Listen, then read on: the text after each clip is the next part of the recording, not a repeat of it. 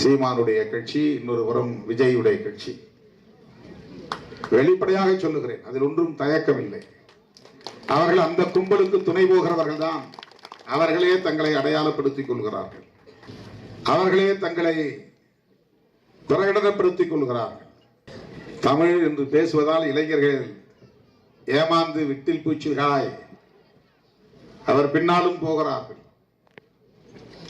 நடிகர் என்கிற காரணத்தால் அந்த செல்வாக்கை பயன்படுத்தி அவரது ரசிகர்களை மயக்கி இந்த அரசியலுக்கு எதிரான கும்பலுக்கு வலு சேர்க்க பார்க்கிறார்கள். இந்த இருவரும் வலிமை பெற்றால் பிஜேபி வலிமை பெறுகிறது என்றுதான் பொருள். இந்த இருவரையும் தமிழ்நாட்டு மக்கள் ஆதரித்தால் RSS ஆதரிப்பதாகத்தான் பொருள்.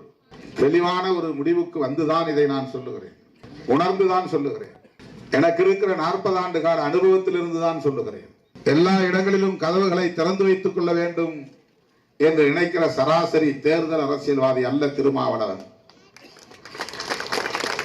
மக்களுக்கு வேண்டாத அரசியலை கதவுகளை சாத்துவதுதான் எங்கள் பணி.